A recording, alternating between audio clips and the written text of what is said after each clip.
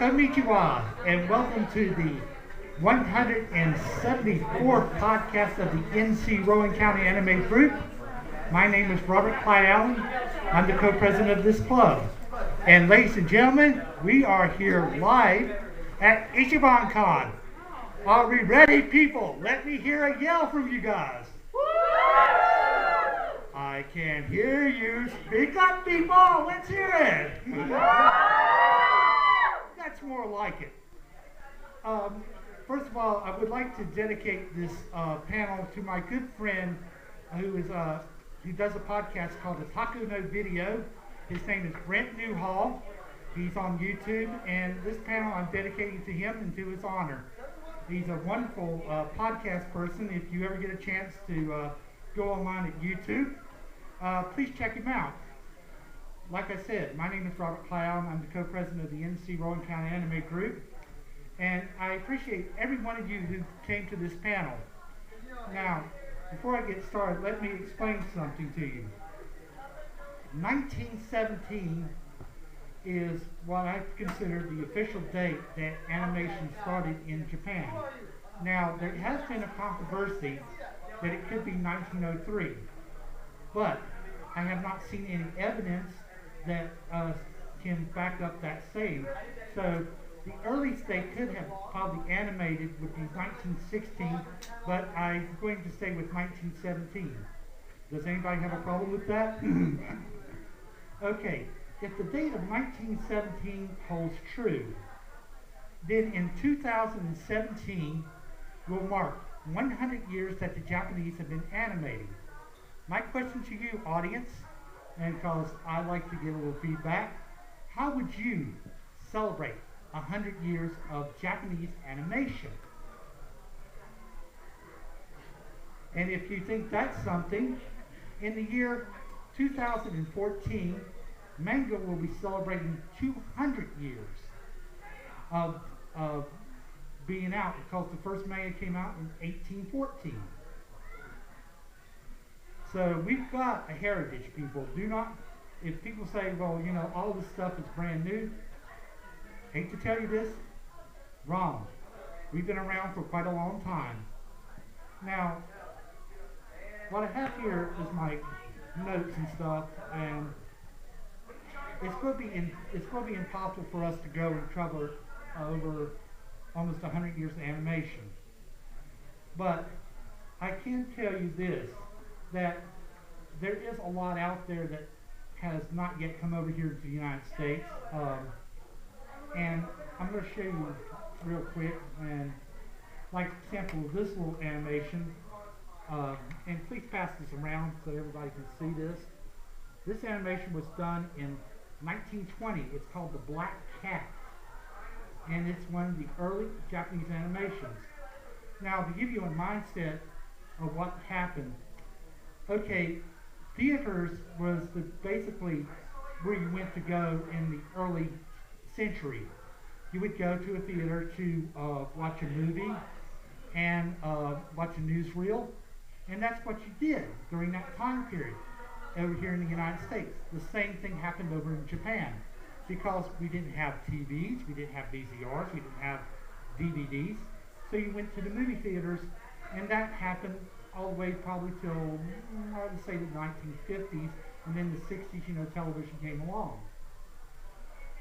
Now, also too, pass this along too, this is from 1930s animation, and please, once you get done looking at this, and I'd say this is some of the early stuff.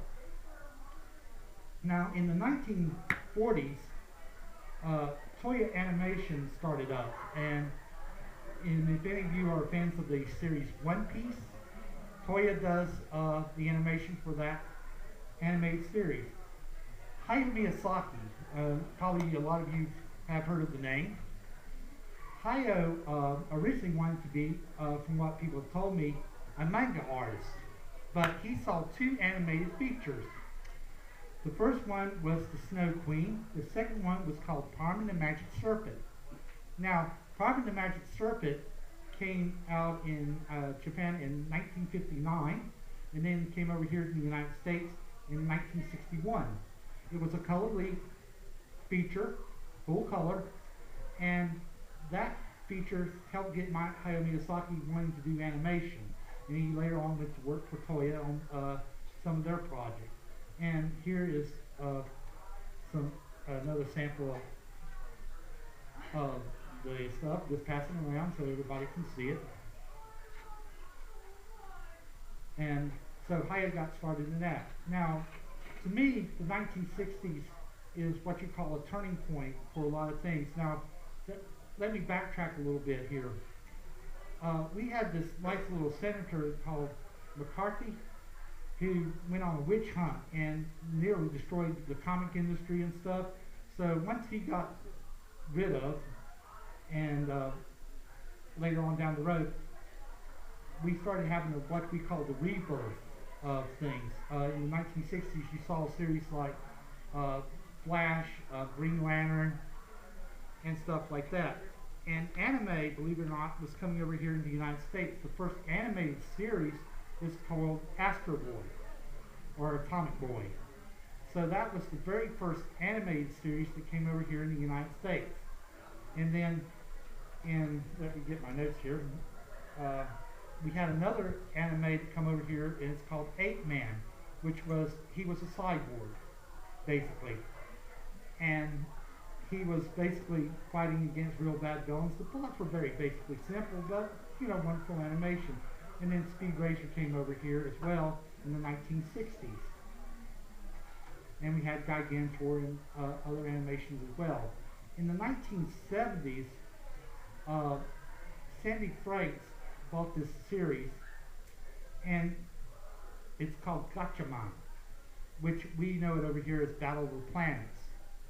And the reason why they did the things they did in Gatchaman, they had to cut it up a little bit and insert their own animation. A wonderful artist by the name of Alex Toth did the animation. Now, Alex did spend some time in Japan, and there's been a question, did Japan influence Alex Toth, or did Alex Toth influence Japan? Very interesting question, to say the least. So, I'm going to open the forums up right now. If any of you have any questions right now. Does anybody have anything that they want to add? Okay.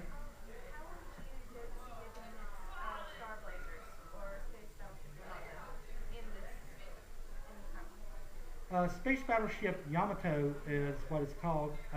Wonderful series. Masamizaki, I think his name is called?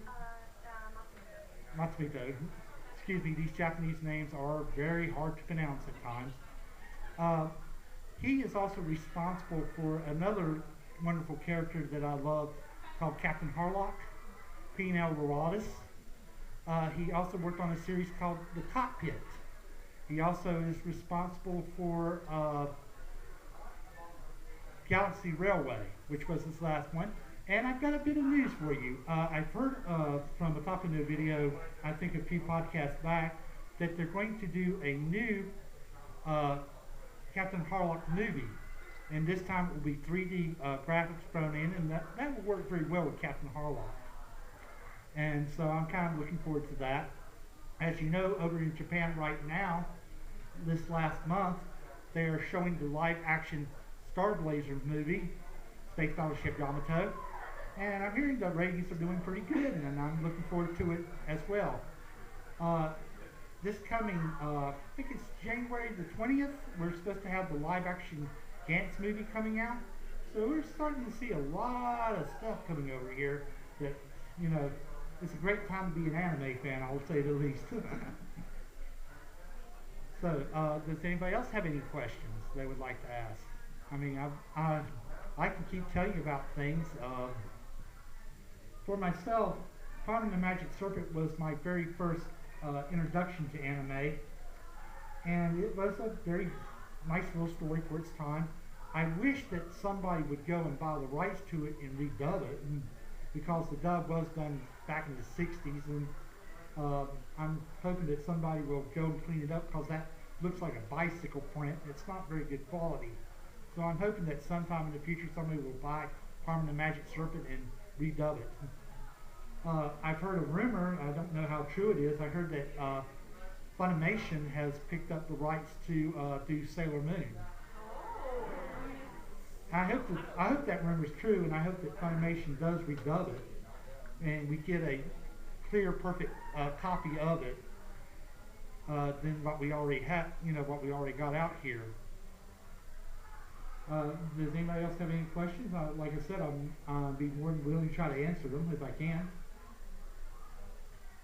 Yeah. Oh, yes.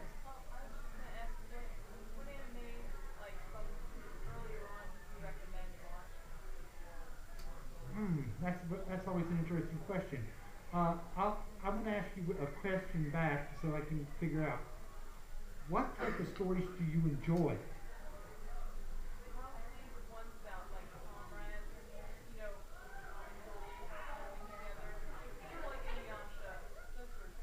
Okay, so you're saying you like an adventure action series.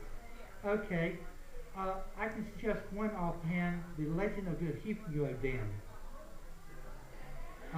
Legend of the Hikimyo Den. That's one that has sort of like an adventure series that I think you would like. Those who will follow the power of the Boga. And it's wonderfully done. The animation quality is very nice. Another one that I would suggest, if you like a historian type of story with the gold in it, Leia Chevalier Dayon.